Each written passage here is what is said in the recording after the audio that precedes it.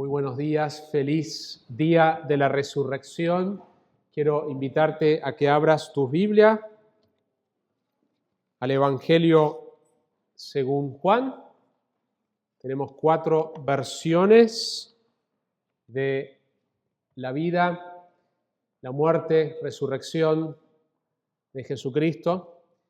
Y hoy vamos a mirar una de las versiones de la resurrección, que es lo que estamos celebrando hoy. Estamos recordando de manera particular la resurrección de nuestro Señor Jesucristo y queremos ver una de las versiones. Las versiones de la resurrección de Jesucristo no son idénticas, se complementan, cuentan la misma historia, no se contradicen, pero son distintas. Y así como en una corte, en un tribunal, si todos los testigos dirían exactamente lo mismo, lo que el juez pensaría es que esto fue coordinado para conspirar una mentira.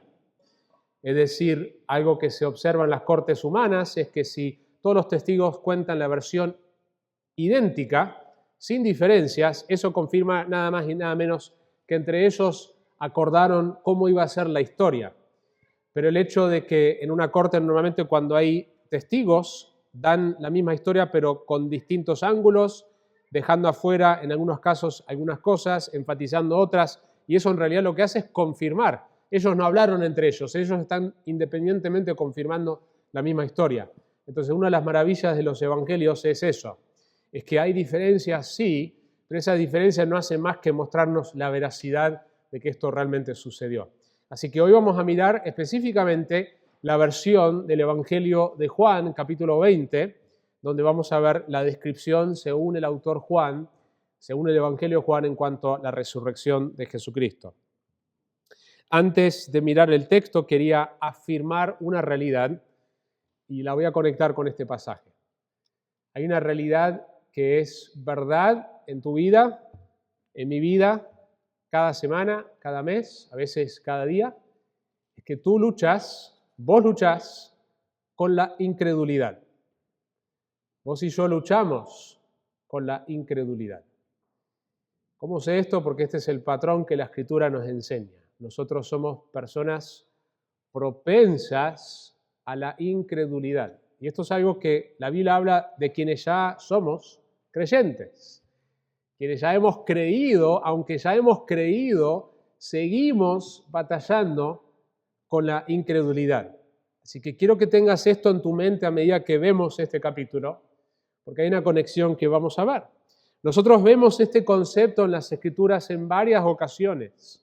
En el Antiguo Testamento un ejemplo es el pasaje de Números, capítulo 14, versículo 11. El Señor dijo a Moisés: ¿hasta cuándo me desdeñará este pueblo y hasta cuándo no creerán en mí a pesar de todas las señales que he hecho en medio de ellos? Dios reprende frecuentemente a su pueblo por su incredulidad, y la incredulidad no es porque Dios no le dio evidencias de que Él es real y de que Él es Dios. Frecuentemente vemos Dios dice, a pesar de las evidencias, mi pueblo suele ser incrédulo. Y de hecho nosotros tenemos un mandato como iglesia local y solemos ver ese mandato cuando hablamos de lo que es la membresía de la iglesia local, cuando hablamos del curso de premembresía y hablamos la importancia de que estemos conectados los unos con los otros. Tenemos un mandato en Hebreos que dice: tened cuidado, hermanos, Hebreos 3, 12 al 13, no sea que en alguno de vosotros, ¿recuerda cómo sigue el pasaje? Haya un corazón malo de incredulidad. Entonces tenemos un mandato, Iglesia Bíblica Reformada, de que nosotros prestemos atención entre nosotros, que ninguno de nosotros caiga en un corazón malo de incredulidad. Porque esa es nuestra propensidad, para apartarse del Dios vivo, antes exhortados los unos a los otros cada día, mientras todavía se dice hoy, no sea que alguno de vosotros sea endurecido por el engaño del pecado. La razón que nosotros como iglesia promovemos, animamos, insistimos en la importancia primeramente de lo que la Biblia nos pide, que es congregarnos, no dejar de congregarnos como algunos tienen por costumbre, hebreos, No solamente eso, sino la importancia de estar en un grupo pequeño para que seas pastoreado, y tenemos distintas cosas que buscamos hacer para que nosotros podamos animarnos a no caer en la tendencia natural de nuestros corazones, que es hacia la incredulidad. La Biblia muestra eso vez tras vez. Entonces la pregunta es, ¿qué tiene que ver esta introducción sobre la incredulidad? Pensé que hoy es Pascua y estamos celebrando la resurrección de Cristo. ¿Por qué estamos hablando de la incredulidad? Bueno, los discípulos lucharon con incredulidad antes de la muerte y de la resurrección de Jesucristo. Y lucharon con la incredulidad después de la resurrección. Y para dar un ejemplo, en Marcos 8, versículos 17 y 18, dándose cuenta, Jesús les dijo, ¿por qué discutís que no tenéis pan? ¿Aún no comprendéis ni entendéis? ¿Tenéis el corazón endurecido? En la Biblia, el corazón endurecido es equivalente a la verdad de Dios que no logra penetrar, ¿sí?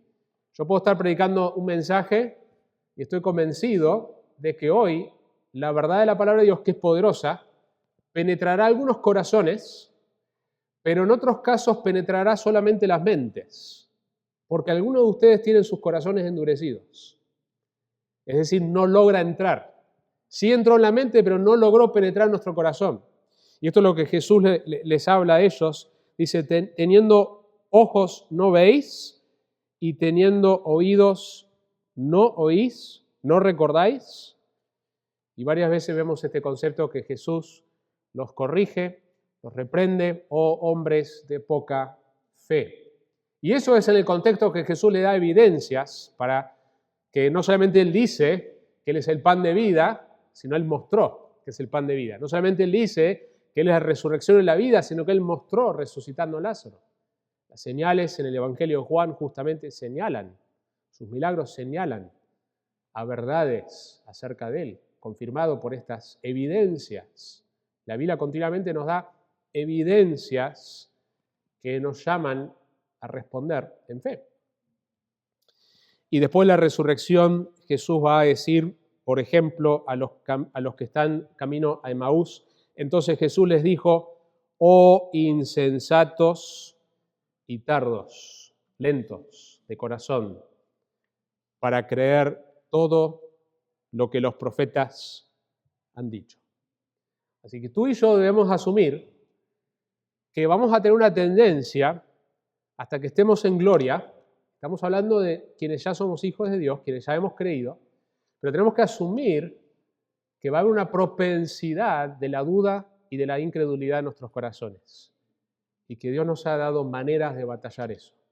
Así que el título para hoy es El encuentro con el Cristo resucitado, y este mismo tema de la incredulidad y cómo Cristo confronta esa incredulidad también la vamos a ver en todo este capítulo. Todo el capítulo vamos a ver cómo Dios, por medio de Jesucristo, va a confrontar la incredulidad. El encuentro con el Cristo resucitado. ¿Qué es lo que nosotros queremos hoy? Nosotros queremos hoy también encontrarnos con el Cristo resucitado por medio de su palabra, por medio de su Espíritu. Así que la idea central, el argumento del Cristo resucitado, confronta tu incredulidad y te llama a creer para tener vida. Yo siempre asumo que cada domingo tenemos personas que sea que no saben, que no son cristianos, piensan que son cristianos, no lo son, o sea que saben, yo no soy cristiano, pero estoy convencido que cada domingo nosotros tenemos personas que no han nacido de nuevo. Y este mensaje también es para vos, porque el Cristo resucitado te confronta a vos en tu incredulidad y tu necesidad de creer para tener vida abundante y vida eterna. Pero este mensaje también es para nosotros los creyentes, que nosotros necesitamos ser una vez más confrontados, no porque esa fe va a variar en el sentido de que nosotros tenemos una seguridad eterna, Cristo ya ha pagado todos nuestros pecados, nuestra salvación no puede perderse. Nosotros, a pesar de nuestras debilidades, Cristo va a a culminar aquello que empezó en nosotros, pero la realidad es que nosotros necesitamos caminar por fe toda la vida cristiana. Y que ese caminar por fe, esa mirada genuina, que lo que es eterno se vuelve más real que lo que es temporal, lo que es invisible se vuelve más real que lo que es visible, el mundo venidero se hace más real que este mundo, es lo que nos da verdadera vida, es lo que nos da verdadero propósito. Así que ese argumento, esa idea se aplica a tanto creyentes como no creyentes. El Cristo resucitado confronta tu incredulidad y te llama a creer para tener vida. Dijimos que en la Escritura frecuentemente Dios nos pide algo, pero nos pide a la luz de las evidencias que Él da. Cuán misericordioso, cuán bueno es Dios, que nos pide, nosotros a veces como padres, especialmente cuando somos más chicos, pero ¿por qué tengo que hacer tal cosa? Porque te lo dije. Y eso tiene que alcanzar y está bien, y hay momentos como padres que es porque te lo estoy diciendo. Pero frecuentemente Dios dice, quiero que hagas esto por esto. Nos da una razón, nos da evidencia, nos da una base. Éxodo 6, yo soy el Señor y me aparecí a Abraham, a Isaac y a Jacob como Dios Todopoderoso. Dios le dice a Moisés, yo ya te estoy dando evidencias de una historia de revelación previa que yo he hecho con Abraham, con Isaac y Jacob. Éxodo 22, yo soy el Señor tu Dios, que te saqué de la tierra de Egipto, de la casa de servidumbre, y después le va a dar los mandamientos en Éxodo 20, pero antes de dar esos mandamientos le recuerda la obra milagrosa que Dios hizo de sacarlos de Egipto.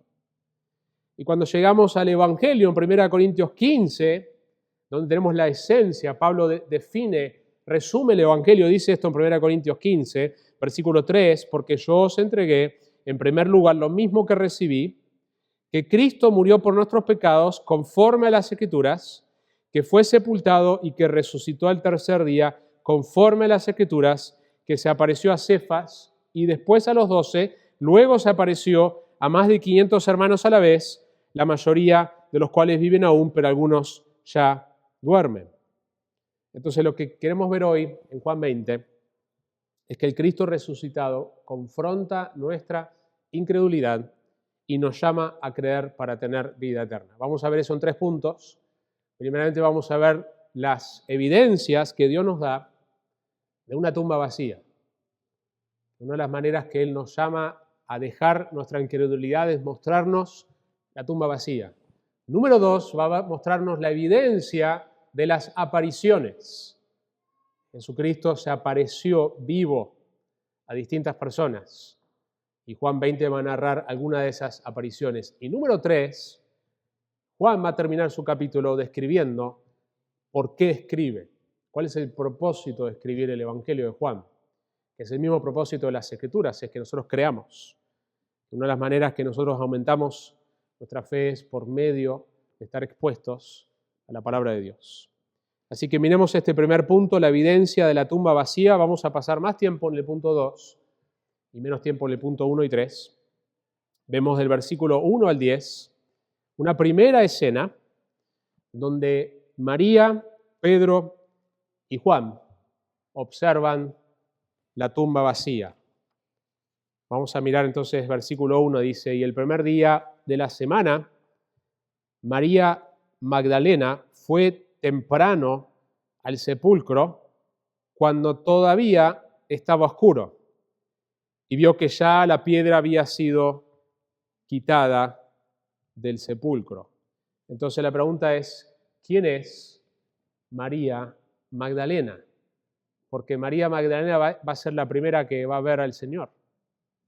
De hecho, una de las evidencias que esto no es algo inventado, porque alguien podría decir, como han dicho, que el cristianismo es una religión que el hombre inventó y que entonces los autores escribieron algo para que la gente crea en algo que en realidad no sucedió. Pero si vos estás inventando una historia que no es verdadera, con el objetivo simplemente de tener una religión nueva, jamás pondrías como primeras personas de ver al Cristo resucitado a mujeres en un contexto de machismo del primer siglo. Es decir, si vos querés que tu historia sea abrazada en ese contexto, los romanos, los griegos, los judíos, había todo un machismo muy fuerte, más todavía que ciertas culturas hoy, en ese tiempo. Entonces jamás pondrías a mujeres como quienes primero ven al Señor resucitado, a no ser que fue lo que realmente sucedió. Entonces, es una de las evidencias de que nosotros tenemos un récord histórico. María Magdalena, sabemos por los relatos en los evangelios, no tenemos mucha información de ella, y eso es otra cosa increíble, es que Jesús decide aparecerse a una mujer que no es muy conocida y se decide aparecer a una mujer, pero ella había sido alguien a quien se le había echado 7 demonios. Lucas 8 menciona, versículo 1 al 3, poco después, él comenzó, Jesucristo, a recorrer las ciudades y aldeas, proclamando y anunciando las buenas nuevas del reino de Dios. Con él iban los 12 y también algunas mujeres que habían sido sanadas de espíritus malos y de enfermedades. María, llamada Magdalena, ahí está, de la que habían salido 7 demonios, y Juana, mujer de Chuza, mayordomo de Herodes, y Susana, y muchas otras que de sus bienes personales contribuían al sostenimiento de ellos. Entonces ella está en la lista de mujeres que estaban apoyando económicamente a Jesucristo y a los discípulos para que ellos puedan dedicar todo su tiempo al ministerio de la palabra. Y ella está en esa lista. También vemos que María Magdalena aparece en Juan 19:25, cuando vemos que los discípulos están esparcidos, escondidos, temerosos. Son las mujeres que están ahí al final en la cruz. Juan 19:25, junto a la cruz de Jesús estaba su madre y la hermana de su madre María, la mujer de Cleofas, y María Magdalena.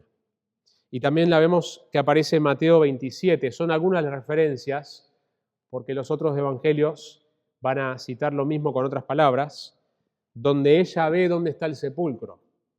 Mateo 27, 59 al 61, tomando José, el cuerpo, José siendo José de Arimatea, un hombre rico que tenía una tumba que nunca había sido usada.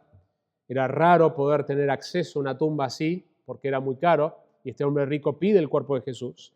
Dice que lo envolvió en un lienzo limpio de lino y lo puso en su sepulcro nuevo, que él había excavado en la roca, y después de rodar una piedra grande a la entrada del sepulcro, se fue.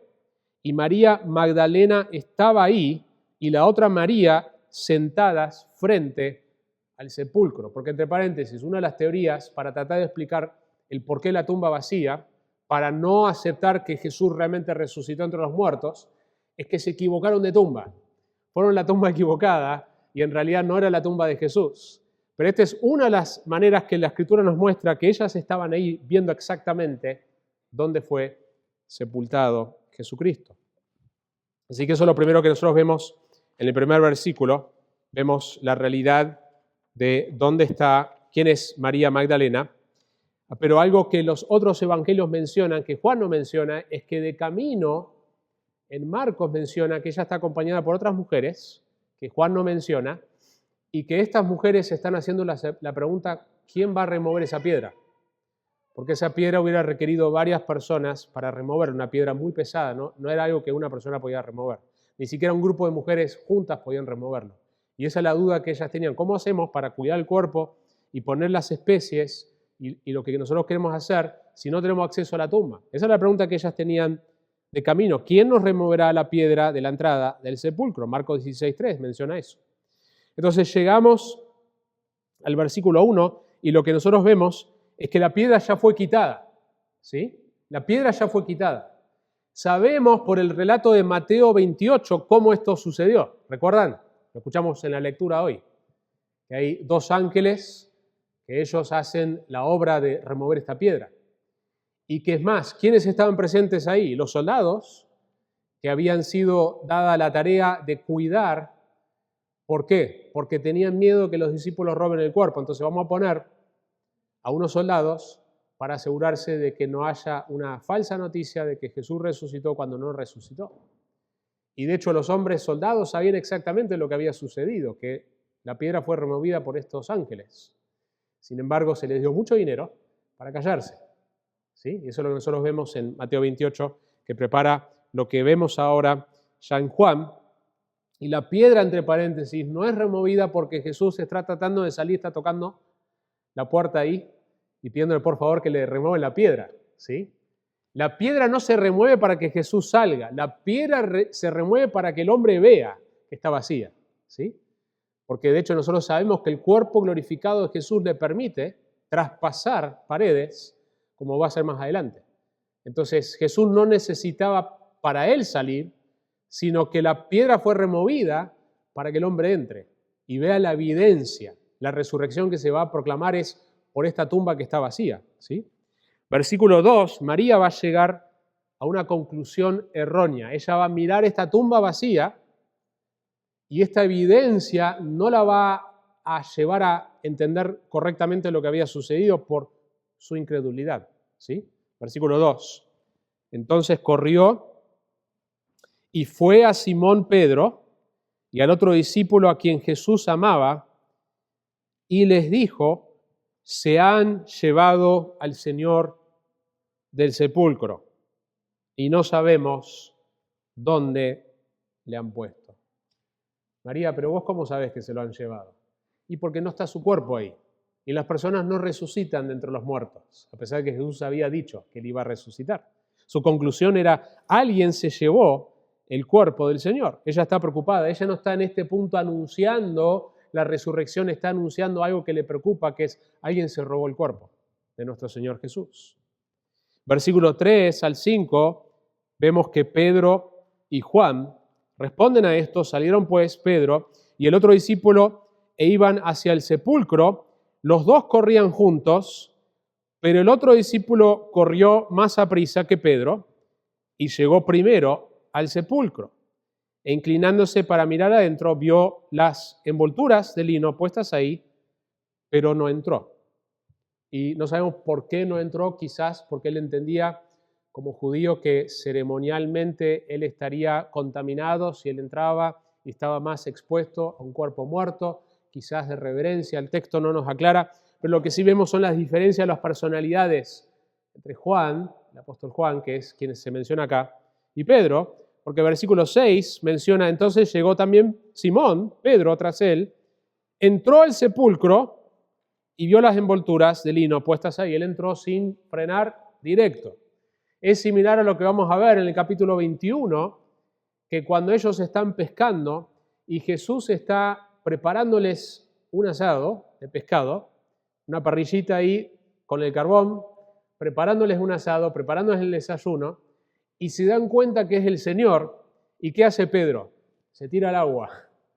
Y el texto dice que el resto de los discípulos siguieron el barco porque faltaba 100 metros. Pero es muy característica la personalidad impulsiva de Pedro, que aún la vemos en este texto. Versículo 7 dice que el sudario que había estado sobre la cabeza de Jesús, no puesto con las envolturas de lino, sino enrollado en un lugar aparte. Entonces la pregunta es: ¿por qué el relato nos menciona estos detalles de la envoltura de lo que estaba en el cuerpo de Jesús? Noten el versículo 6, las envolturas de lino puestas ahí, y después menciona que el sudario que había estado sobre la cabeza de Jesús no estaba en el mismo lugar con las envolturas, sino específicamente dice que está enrollado en un lugar aparte. Y de hecho nosotros vamos a ver que en el versículo 8 y 9 vamos a ver que están observando esto. Y esto le va a llevar, esta observación de esta tumba vacía, pero no solamente esta tumba vacía, sino con la ropa puesta de esta manera, va a llevar a que por lo menos Juan concluya algo. Mire el versículo 8. Dice: entonces entró también el otro discípulo, el que había llegado primero al sepulcro, y vio y creyó. ¿Qué fue lo que vio? ¿Y por qué creyó?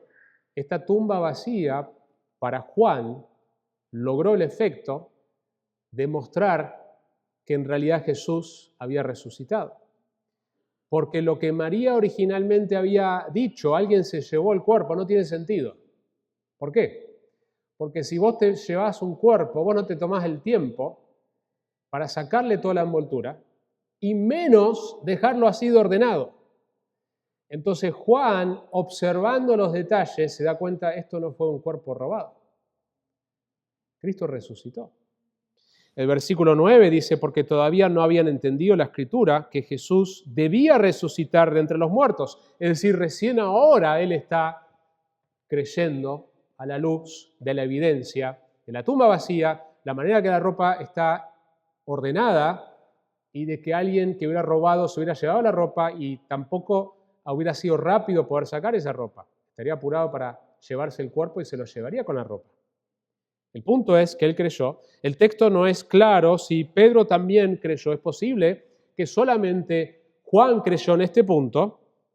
Y versículo 10 termina diciendo, los discípulos entonces se fueron de nuevo a sus casas. De hecho, podemos mirar un contraste en el cuerpo de Jesús, que quedó toda la ropa ahí, de su envoltura, con Lázaro. Lázaro, en Juan 11, cuando Cristo lo llama a salir de la tumba, le dice, habiendo dicho esto, gritó con fuerte voz, Lázaro, ven afuera. Y al que había muerto salió, los pies y las manos atados con vendas y el rostro envuelto en un sudario, el mismo tipo de ropa que tenía puesto Jesús en su envoltura. Pero Jesús le tiene que decir a las personas que lo desaten. Lázaro no podía desatarse aunque ya estaba vivo, ¿sí? Entonces, esta es otra cosa más que apunta a la realidad que Jesús simplemente traspasó su ropa como él después haría en su cuerpo glorificado, traspasando paredes. Vamos a ver a la luz de Lucas 24 que en un punto, no sabemos cuándo y los evangelios no lo mencionan, pero Lucas 24, 34, cuando Jesús se le aparece más tarde ese día a los que van camino de Emaús, ellos mencionan, dice, es verdad que el Señor ha resucitado y se ha aparecido a Simón. Vamos a tener una aparición más tarde en el día de Jesucristo, pero para ese punto Jesús ya se le apareció a Pedro. Quizás en ese momento fue un momento en que Pedro cree.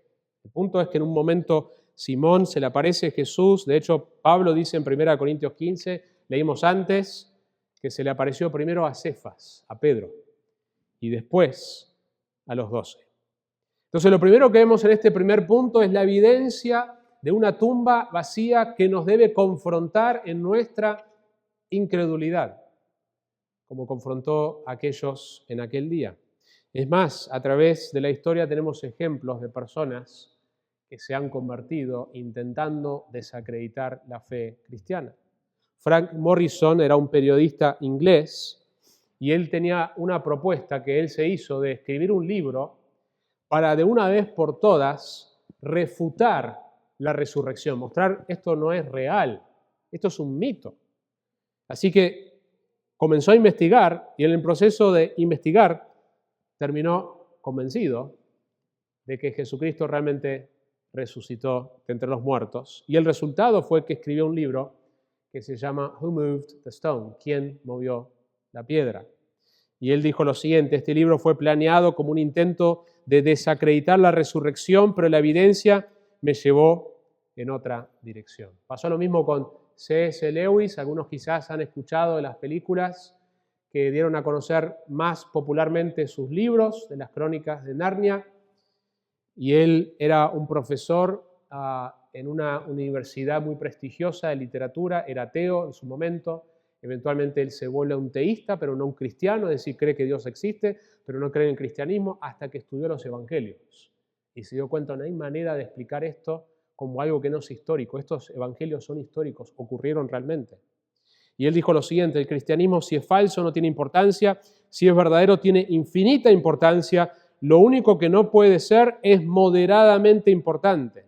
Si la tumba está vacía, cambia todo. Y la otra historia es la historia de Lee Strobel, que es uno más reciente, un periodista de Chicago Tribune, intentó también refutar el cristianismo, investigó la evidencia de la resurrección y como resultado se convirtió y escribió el libro El caso de Cristo. Así que por eso decimos que el Cristo resucitado confronta nuestra incredulidad y nos llama a creer para tener vida. Y esto nos lleva al segundo punto, que es la evidencia de las apariciones, la evidencia de las apariciones. Y vamos a ver varias escenas donde Jesucristo se aparece. Versículo 11 al 18 es la segunda escena, donde primeramente vimos lo que ocurre en la tumba y ahora vamos a ver también lo que ocurre en la tumba, pero ahora va a estar presente solamente María Magdalena porque los discípulos ya se han ido en este punto. Aparentemente María se fue, les avisó a Pedro y Juan, ellos volvieron a la tumba, ella regresa más tarde. Los otros evangelios nos hablan de un momento que las otras mujeres, Jesús ya les aparece a esas mujeres. Aparentemente María Magdalena no estaba ahí, pero entonces ella regresa y versículo 11 dice, pero María estaba afuera, llorando junto al sepulcro, y mientras lloraba, se inclinó y miró dentro del sepulcro, y vio 2 ángeles vestidos de blanco sentados donde había estado el cuerpo de Jesús, uno a la cabecera y otro a los pies. Y por la manera que ella habla en el versículo 13, aparentemente ella no los reconoce como ángeles. Y esto no sería inusual porque la Biblia nos habla de que muchos han visto ángeles y no han podido saber que en realidad han visto un ángel. El punto es que ella ve 2 personas que están vestidos en blanco y entonces, versículo 13 dice, ellos le dijeron, mujer, ¿por qué lloras? Ella les dijo, porque se han llevado a mi Señor. Ella sigue con su narrativa, con su convicción de que alguien se llevó el cuerpo y no sé dónde le han puesto. Versículo 14, al decir esto se volvió y vio a Jesús. Algunos preguntan por qué dio la vuelta, porque ella está mirando a los ángeles y de pronto gira la cabeza hacia atrás. No sabemos, pero es posible por la cara de los ángeles que ven la presencia de Jesucristo. Y ella entonces mira para atrás y ahí ve que es Jesús, pero no sabe que es Jesús. Y la pregunta es, ¿cómo no se dio cuenta que era Jesús? Bueno, algunos dicen, bueno, porque estaba llorando y por las lágrimas en sus ojos. Pero lo más probable que nosotros lo que vemos con el cuerpo glorificado de Jesús es que hay algo en su cuerpo que Él decide cuándo revelarse. Pasó esto con los que iban camino de Emaús, que en un punto no se daban cuenta. Y le dice, vos sos el único de Jerusalén que no sabe lo que ha pasado estos días. ¿Recuerdan que le preguntan eso? Y esa pregunta es muy cómica, debería ser muy cómica. Él es el único que sabe lo que ha pasado esos días. En realidad es al revés. Nadie entendió lo que pasó, menos Él. Pero es más adelante que entonces sus ojos son abiertos. Y es como nuestra conversión. En un momento nosotros vemos, wow, ¿por qué no lo pude ver antes? No lo reconoce, pero eso pasa con el cuerpo glorificado de Cristo. Entonces, versículo 15 dice, Jesús le dijo, mujer, ¿por qué lloras? ¿A quién buscas? Ella, pensando que era el hortelano, el jardinero, le dijo, Señor, si tú te lo has llevado, dime dónde le has puesto y yo me lo llevaré. Y una cosa que uno ve en todo este relato es la ternura, el amor, la devoción que esta mujer tenía hacia Jesucristo. Ella había sido perdonado mucho, librado de mucho, y ella amaba profundamente a su Salvador. Hermanas, ella es digna de ser imitada en su devoción, en su amor, en su pasión por Jesucristo. Y versículo 16 es fabuloso. Jesús le dijo, María. Ella, volviéndose, le dijo en hebreo, Raboní, que quiere decir maestro. Tremendo. Jesús la llama por su nombre y ahora ella lo reconoce. Juan 10:27 dice, mis ovejas oyen mi voz y yo las conozco y me siguen. Si tú eres una oveja de Cristo, tú puedes escuchar la voz de Cristo. Y cuando hay una predicación de la palabra de Dios, cuando estás leyendo la Escritura, puedes escuchar la voz de Cristo. Porque eres una oveja, porque Cristo ha llamado tu nombre. Es una imagen poderosa de la conversión, de que hay un momento que Él nos llama personalmente y que antes no lo podíamos ver y ahora lo podemos ver. Siempre estaba ahí en las Escrituras. Personas que quizás están acá domingo tras domingo, mi oración es que un día puedas verlo finalmente. Que todo este tiempo que has escuchado y no lo puedes ver, que Dios te abra los ojos y lo puedas ver. Y que puedas decir Señor y Salvador. Versículo 17 dice, Jesús le dijo, suéltame porque todavía no he subido al Padre. El texto no describe lo que ella está haciendo, pero es evidente por las palabras de Jesús que ella dice, ahora no te voy a soltar. Ya te perdí una vez, no te voy a soltar. Nuevamente vemos la devoción, el amor, la pasión que María Magdalena tiene, que es digna de ser imitada por todos, especialmente por las mujeres, es un rol en su devoción. No he subido al Padre todavía. Jesús sí había estado en el paraíso, porque le dijo al criminal en la cruz, hoy estarás conmigo en el paraíso. Pero él no había ascendido en su cuerpo glorificado todavía, el Padre. ¿Sí? Eso va a pasar un total de 40 días después. Él va a ascender al Padre y va a sentarse a la diestra. Tenía algo que él iba a hacer todavía por esos 40 días. Iba a hablar del reino de Dios, Hechos 1. Iba a aparecerse a distintos grupos hasta finalmente ascender al Padre. Pero ve a mis hermanos y diles, subo a mi Padre y a vuestro Padre, a mi Dios y a vuestro Dios. Y lo que es fascinante en todo este relato, esta interacción entre Jesucristo y María Magdalena, es cómo la Escritura, cómo el Nuevo Testamento, cómo el cristianismo eleva a las mujeres. Frecuentemente hay una visión incorrecta de que el cristianismo hace que la mujer sea una esclava y es todo lo contrario. ¿Sí? No hay ninguna religión en todo el planeta, no hay un sistema de pensamiento que eleva a la mujer como lo hace el cristianismo. Porque Jesucristo se le aparece a una mujer primeramente, en una cultura donde eso es radical, a una mujer insignificante, a una mujer pecadora. Y la primera persona en los evangelios que Jesús le dice, yo soy el Mesías, no son los líderes religiosos, ni siquiera los discípulos, es la mujer samaritana. Entonces vemos el amor, el trato cuidadoso que Dios tiene, la manera que Dios honra por medio de Jesucristo a la mujer. Vemos también en este relato la manera que la relación ahora cambia con Jesucristo. Hay una nueva relación que nosotros tenemos después de su muerte y resurrección. Porque, ¿qué es lo que le dice? Le dice que le vaya y le diga a quién, a mis hermanos.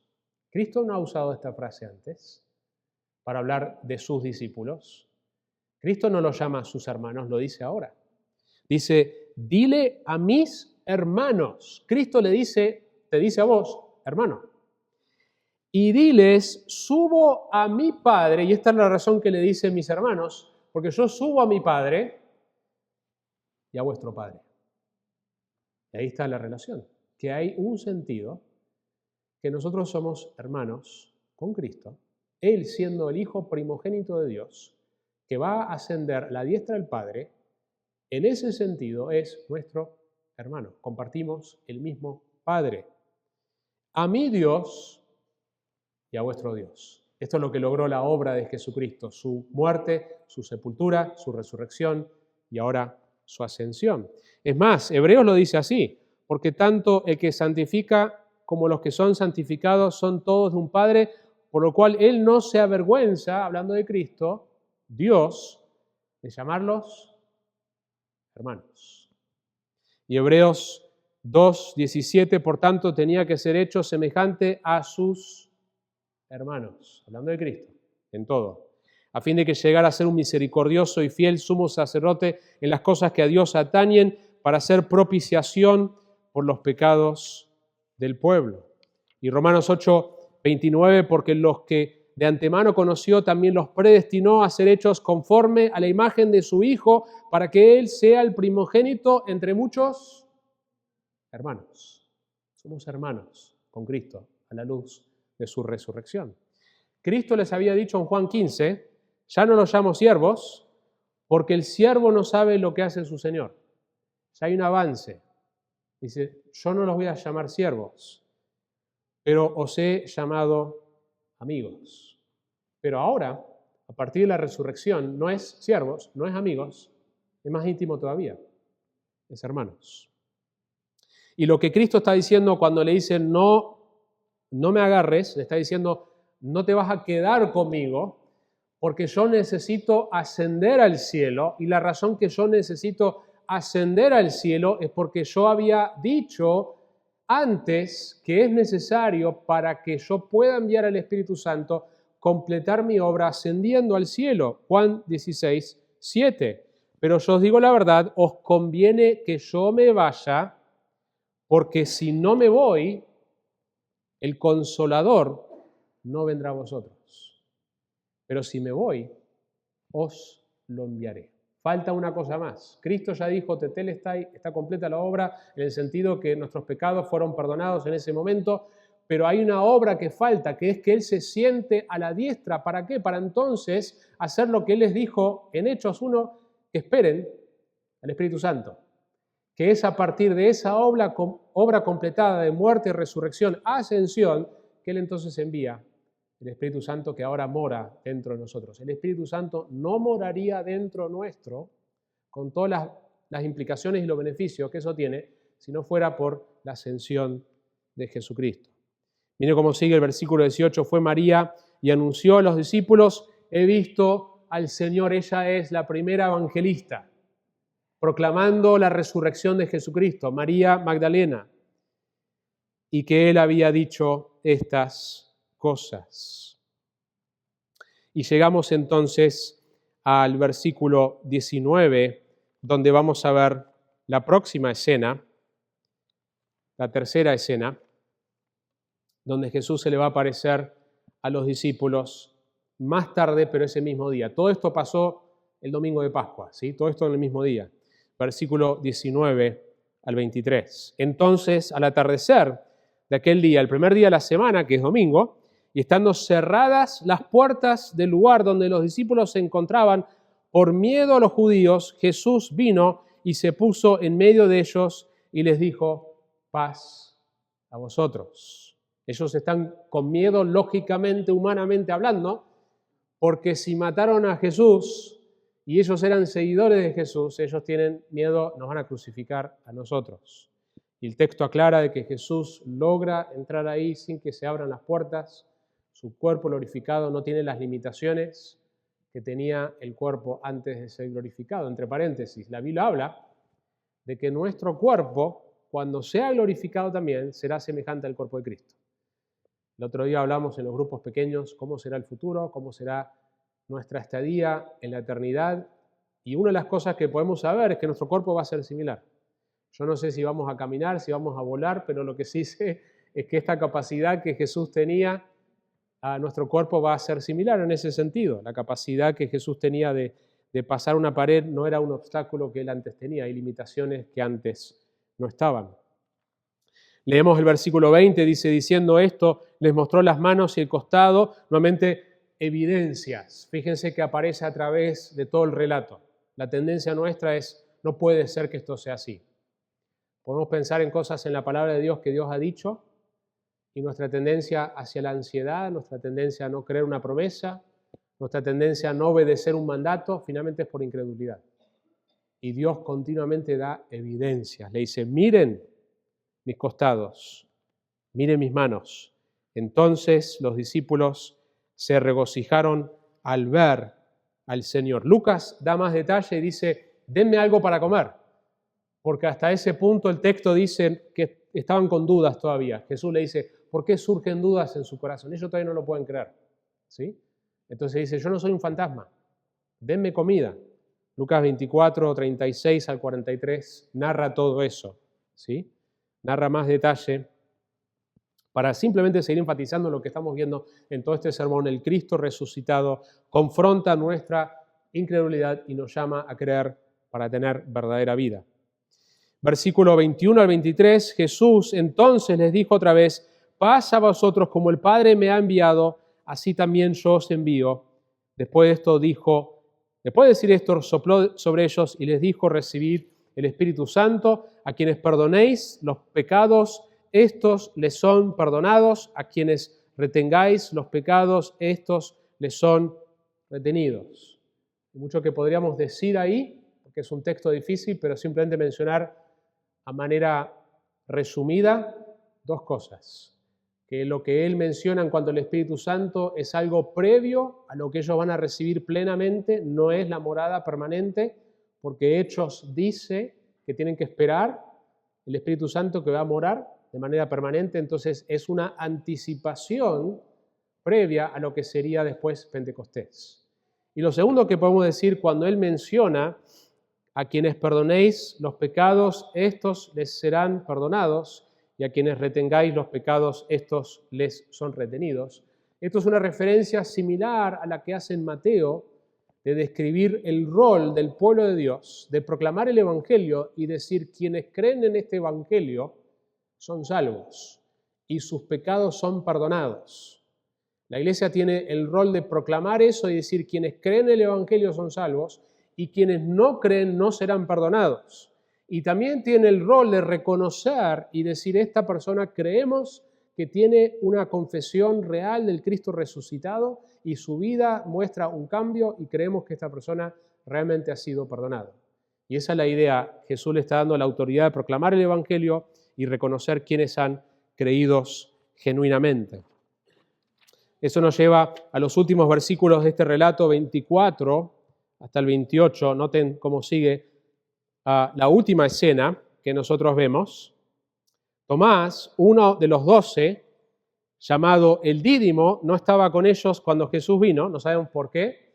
Algunos dicen que era el pesimista del grupo, era como el personaje de Eeyore en Winnie the Pooh, que siempre ve todo negativo, melancólico. No sabemos por qué él no estaba, pero él había decidido no juntarse ese día.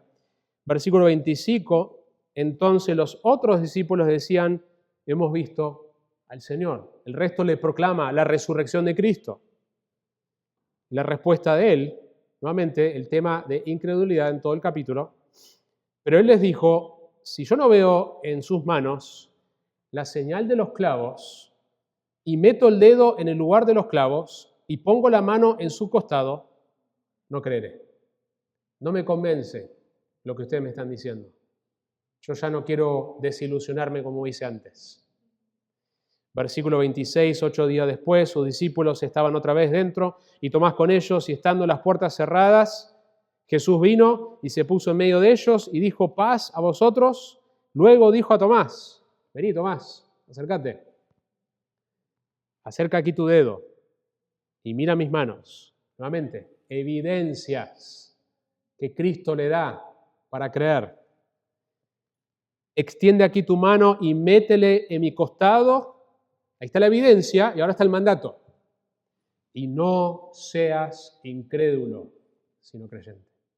Hermanos, hoy mismo Cristo nos pide en áreas de nuestra vida, a la luz de las evidencias que el Cristo resucitado da, de quién es Él, de que Él es quien resucitó, deja de ser incrédulo y cree. Y nosotros podemos decir como aquel hombre dijo, Señor, creo, ayúdame en mi incredulidad. Esa debe ser una oración frecuente del creyente. Creo, ayúdame en mi incredulidad. El texto continúa y miren lo que dice Tomás. Respondió Tomás y le dijo, y esto es tremendo, porque él no solamente reconoce a Jesús como el que resucitó, él entiende las implicaciones. Mis hermanos, las personas no resucitan de entre los muertos, y menos con un cuerpo así que traspasa una pared. Y él dice, Señor mío, ¿y qué dice? Y Dios mío. Es uno de los pasajes más claros de los evangelios de una persona reconociendo que Jesús no es simplemente una persona con poderes, no es una persona simplemente que hizo milagros, es Dios. Y él se da cuenta que es Dios, Dios mío. No está diciendo Dios mío como a veces alguien pudiera decir, él está diciendo, tú eres mi Dios, realmente. Versículo 29, Jesús le dijo, porque me has visto, has creído, dichosos los que no vieron y sin embargo creyeron. Y ahí estás, tú y yo. Nosotros somos dichosos, somos benditos, somos felices, porque nosotros no lo hemos visto a Cristo con nuestros ojos, pero hemos creído. Primera de Pedro lo dice así, Primera de Pedro capítulo 1, versículo 8. A quien sin haberle visto, le amáis. ¿Cómo puede ser que vos amás sobre todas las cosas en tu vida, si sos un cristiano, amás por encima de todas las personas aunque luches con la idolatría, aunque luches con el pecado, si tú eres un cristiano, finalmente hay un amor que es superior, que es a Cristo. ¿Cómo puede ser que amas a alguien que nunca has visto? Porque esa es la obra del Espíritu Santo en la conversión. A quien sin haberle visto le amáis, y a quien ahora no veis, pero creéis en él. Y os regocijáis grandemente con gozo inefable y lleno de gloria. Y 1 Juan lo dice así: amados, ahora somos hijos de Dios y aún no se ha manifestado lo que habremos de ser, pero sabemos que cuando Él se manifieste, seremos semejantes a Él, porque le veremos como lo es. Hoy creemos sin verlo, lo amamos sin verlo, pero viene el día en que veremos al Cristo resucitado, tal como es y tal como hemos cantado. Y esto nos lleva al último punto, el propósito de lo que está escrito acá, pero también en las Escrituras en general, es que nosotros creamos. Por eso es tan importante la predicación expositiva. Por eso es tan importante estar expuesto regularmente a la palabra de Dios en tu casa, en tu hogar, en los tiempos familiares como matrimonio. Porque es la palabra de Dios que produce fe en nuestra propensidad de la incredulidad. Termina el texto diciendo muchas otras señales. Recuerden que la señal es un milagro que apunta a la realidad de Cristo. Hizo también Jesús en presencia de sus discípulos que no están escritas en este libro. Más adelante va a decir que si se pudiera juntar, ni siquiera las bibliotecas del mundo podrían contener todo lo que él hizo. Pero estas, es decir, que fue seleccionado algunas cosas que él hizo, estas se han escrito, ¿con qué objetivo? Para que seamos más conocedores de información interesante acerca de la vida de Jesús, para que podamos jactarnos en nuestro conocimiento bíblico. No, mis hermanos, el crecimiento verdadero del creyente no es simplemente, es necesario, pero no es simplemente el conocimiento bíblico, es la fe. Nuestra fe tiene que ir aumentando, nuestra confianza en el Señor tiene que crecer cada día. Y este es el objetivo para que creáis que Jesús es el Cristo, el Hijo de Dios, y para que al creer tengáis vida en su nombre. El Cristo resucitado confronta tu incredulidad y te llama a creer para tener vida.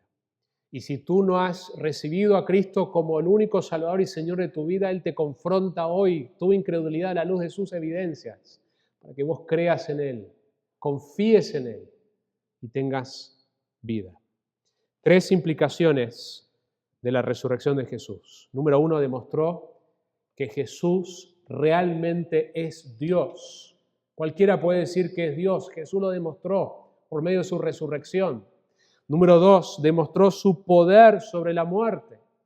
Hebreos dice así que por cuanto los hijos participan de carne y sangre, Él igualmente participó también de lo mismo para anular, es decir, deshacerse, mediante la muerte, el poder de aquel que tenía el poder de la muerte, es decir, el diablo, y librar a los que por el temor a la muerte estaban sujetos a esclavitud toda la vida. Cristo nos libera de esa esclavitud, demostró su poder sobre la muerte.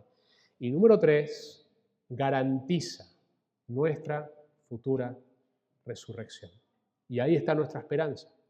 Pablo lo dice en 1 Corintios, que si Cristo no resucitó, entonces nosotros tampoco resucitamos.